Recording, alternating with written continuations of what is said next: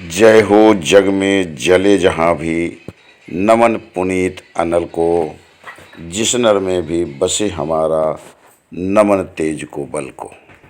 जी हाँ, इस सृष्टि में जहाँ कहीं भी पवित्र अग्नि प्रज्वलित हो रही है, उस पवित्र अग्नि को मेरा कोटि कोटि नमन। साथ ही वही अग्नि जिस महापुरुष या पुरुष की भुजाओं में, हृदय में शक्ति, ओज और जोश के रूप में प्रवाहित हो रही है, उन महापुरुषों को, पुरुषों को भी मेरी ओर से कोटि कोटि वंदन, कोटि कोटि नमन। साथ ही आज के इस आयोजन में उपस्थित हमारे मुख्य अतिथि महोदय, हमारे सभी नन्हे मुन्ने बच्चे, युवा साथी, युवा कलीग्स और यहाँ WRD डिपार्टमेंट के उपस्थित सभी अधिकारी और कर्मचारीगण जो कि ऊर्जा और उष्मा से परिपूर्ण है, उन सबों को भी मेरा नमन, मेरा वंदन और हार्दिक अभिनंदन। और अंत में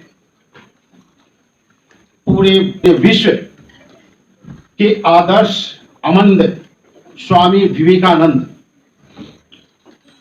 जो कि अगर कहा जाए तो सूर्य की भांति ऊर्जा के स्रोत के रूप में हमारे विचारधारा में हमारे साथ सदैव विद्वान रहने वाले स्वामी विवेकानंद, उनके चरणों में मेरी ओर से कोटि कोटि वंदन।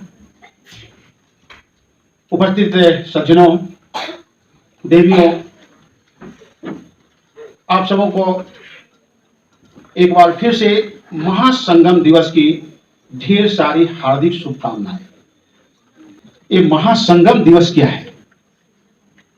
तो महासंगम दिवस को मैं यहां समझाना चाहता हूं कि आज का जो दिन है, बड़ा ही दिव्य दिन है और इस दिन को मैंने महासंगम दिवस का नाम दिया है,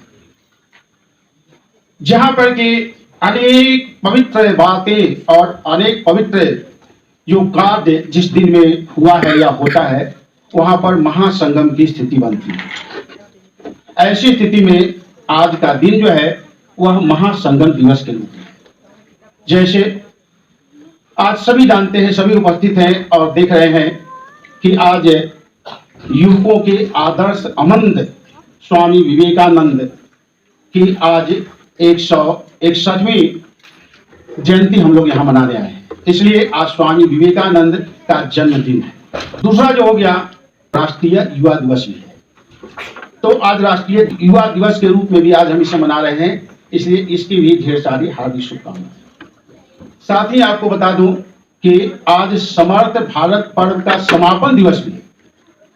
आप सभी को जानकारी होगा कि शिकागो जाने से पूर्व स्वामी विवेकानंद परिव्राजक जीवन व्यतीत करते हुए पूरे भारत का उन्होंने भ्रमण किया था और अंततः कन्याकुमारी के शिला स्मारक, जो कि आज यहाँ पर विवेकानंद शिला स्मारक के नाम से सभी जानते हैं, और उसी के अंश के रूप में हम सभी यहाँ पर उपस्थित थे।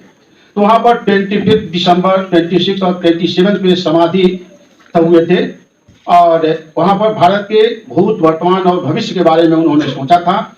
और फिर उसी के बाद जो है वो शिकागो धर्म महासम्मेलन में गए थे।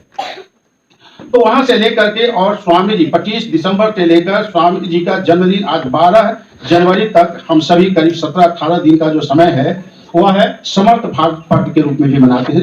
हमारा विवेकानंद पूरा मनाता है। ऐसी स्थिति में हम करीब 17-18 दिनों तक जो है भारत के भूत, वर्तमान और भविष्य के बारे में चिंतन करते हैं। जहां हमारी त्रुटियां होती हैं, उन त्रुटियों में हम सुधार करने की कोशिश करते हैं। जहां हमारा वीक पॉइंट होता है, उसको हम लोग स्ट्रॉन्ग बनाने की कोशिश करते हैं, परिष्कार करने की कोशिश करते हैं।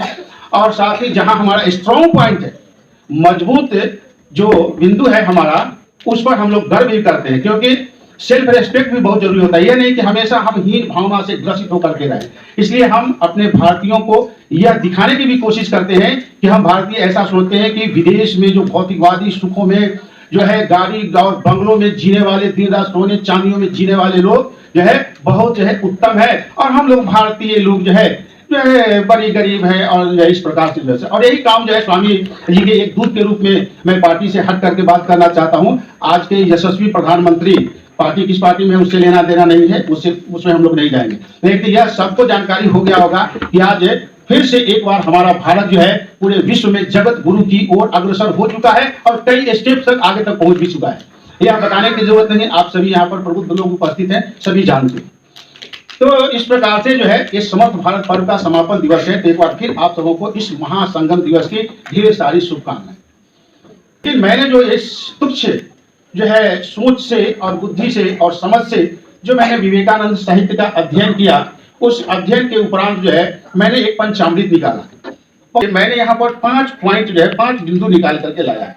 वो 5 बिंदु है कि स्वामी जी एकदम बिल्कुल चाहते थे, तो उनका स्पष्ट निर्देश था, इंस्ट्रक्शन था। उनका कहना था कि सबसे पहले सेल्फ रिस्पेक्ट, यानी स्वयं का सम्मान। जब हम स्वयं का सम्मान नहीं करेंगे ना तो किसी का हम सम्मान नहीं कर पाएंगे। जिसके पास सेल्फ रिस्पेक्ट होता है वही किसी का रिस्पेक्ट कर सकता है। कि मुझे अगर सामने वाले अगर कुछ बोलता है तो मुझे कितना खराब लगता है, तो इसलिए मैं भी किसी के सामने वैसा व्यवहार न करूं जो उसको भी खराब लगे। इसलिए स्वामी जी ने सेल्फ रिस्पेक्ट की बात की थी, आत्म का सम्मान, स्वयं का सम्मान। तो सबसे पहले हमें स्वयं का सम्मान करना सीखना है। और जब स्वयं, तो पॉइंट नंबर 1। दूसरा जो स्वामी जी का जो कहना था वह था कि अपने माता पिता और गुरुजनों का सम्मान, स्वयं का सम्मान सेकेंड स्टेप, दूसरी सीढ़ी माता पिता और गुरुजनों का सम्मान। क्योंकि आज की स्थिति यह दिख रही है कि जिस समाज में माता पिता और गुरुजनों का सम्मान नहीं है, उस समाज को अधोपतन की ओर जाने से कोई भी नहीं रोक सकता। चाहे उसमें वहां पर वो बिल्डिंगें खड़ा कर ले, गाड़ियों में दिन रात घूमे, लेकिन वो गाड़ी में माता पिता की जगह पर फिर कोई और होंगे, बिल्डिंग में माता पिता की जगह पर कोई और होंगे। आज ओल्ड एज होम का प्रचलन बढ़ गया है और हम बड़ा गर्व करते हैं कि हम 21वीं शताब्दी की ओर जा रहे हैं। स्वामी जी को मालूम था, इसलिए उनका स्पष्ट निर्देश था कि मातृदेवो भव, पितृदेवो भव और गुरुदेवो भव। अब यह गुरु से अर्थ भी देखना पड़ेगा। यहाँ बच्चे भी हैं, उपस्थित हैं और बाकी सभी लोग उपस्थित हैं, तो ध्यान देकर के इस बात को समझेंगे। गुरु से मतलब यह नहीं है कि जो हमें अपने विद्यालय में पढ़ाते हैं। गुरु का मतलब है बड़ा। अब बड़ा का मतलब उम्र में भी बड़ा नहीं, कोई जरूरी नहीं कि जो उम्र में बड़ा हो सकता है वो ज्ञान में बड़ा हो सकता है। यानी जो अच्छी बातें, ज्ञान की बातें जहां से हम सीख सके, ले सके, दैट इज कॉल्ड गुरु। वो हमारे गुरु होंगे। हम तो माता का सम्मान, पिता का सम्मान, गुरु का सम्मान। उसके बाद तीसरा जो स्टेप उनका आता है अपनी मातृभूमि का सम्मान। मातृभूमि से यह अर्थ है हम जहां जन्म लेते हैं, जिस धरती पर जन्म लेते हैं। अब वहां हम आएंगे नीचे से, व्यष्टि से, निचले बिंदु से यहाँ पर पहुंचेंगे। बहुत ऐसा होता है कि हम गांव में जन्म लेते हैं, गांव में जन्म लेने के बाद में पढ़ाई के लिए हम आ जाते हैं शहरों में, फिर छोटे शहर से बड़े शहर, बड़े शहर से फिर विदेश की ओर निकल जाते हैं, फिर वहां जाते हैं, वहां से जा करके जाने के बाद में अब यहाँ आते हैं तो हमारे लोग बहुत छोटे दिखने लगते हैं। वहां से आते हैं तो हलो हाय करना शुरू करते हैं, अपनी संस्कृति संस्कार भूल जाते हैं। तो मातृभूमि का सम्मान, ठीक है कि हम यहाँ से जन्म लिए हैं, जन्म लेकर के हम यहाँ इस मिट्टी में पले बढ़े हैं, बचपन बीता है और इसी के आशीर्वाद, यहाँ के आसपास इस मिट्टी के, मातृभूमि के आशीर्वाद से आज हम सर्वोच्च शिखर पर, वहां पर सर्वोच्च शिखर पर पहुंचे हैं। ऐसी स्थिति में हमको यह भूलना नहीं है कि जब भी हो अवसर मिले तो हम अपनी मातृभूमि, अपने गांव में जाएं, वहां के बूढ़े बुजुर्ग लोगों से, आस पास पड़ोस के साथ मिले जुले, उनका सम्मान करें, मातृभूमि का सम्मान करें। और उसके बाद जो है चौथा जो है, मातृभूमि से अब ऊपर उठते हैं तो राष्ट्र का सम्मान। स्वामी जी का स्पष्ट निर्देश था। स्वामी जी कहते थे कि राष्ट्र जो है वो हमारा जागृत देवता है, कि जिस प्रकार से देवी देवता है उसी तरह से राष्ट्र भी, देश भी जो है हमारा जागता हुआ, दिखता हुआ वह देवता है हमारा। और उस हिसाब से हमें राष्ट्र का सम्मान करना चाहिए। राष्ट्र देवो भव। राष्ट्र, आज स्थिति ऐसी बनती है कि हम पढ़ाई लिखाई करके जितना पढ़ाई लिखाई करते हैं हमारे अंदर राष्ट्र भक्ति नहीं आती। प्रतिदिन हम नेशनल एंथम गाते हैं, करते हैं, लेकिन जो राष्ट्र भक्ति का मतलब सिर्फ यह नहीं है कि समय आया तो हमने सैल्यूट दे दिया, समय आया तो हमने जो है राष्ट्रगान गा दिया, ये नहीं।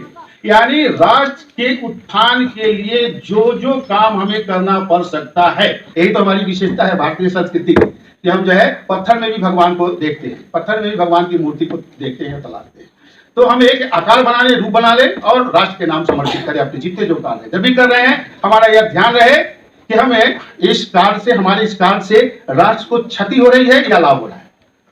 इस बात को अगर हम देख ले करेंगे तो आत्म परिष्कार अपने आप हो जाएगा और अपना मार्गदर्शन स्वयं हो जाएगा, किसी को कुछ कहने की जरूरत, तब काम जैसे आराम से होते जाएगा और हमारा राष्ट्र भी संपन्न होगा, आगे की ओर बढ़ेगा और विश्व गुरु की ओर बढ़ चुका है। इस बात का कभी भी भूलेंगे नहीं। और उसमें सिर्फ सहयोग है ना, कि अब सहयोग हम अपना प्रदान करें, बहुत तेजी से हम आगे पहुंचे। और अंत में जो है, जो पांचवा उन्होंने कहा था, वह है, पांचवा जो निकल के आता है वह है संस्कृति से प्यार। देखिए स्वामी जी का स्पष्ट निर्देश था कि संस्कृति कोई वस्तु नहीं है जिसको कि हम एक्सपोर्ट कर ले और इंपोर्ट कर ले।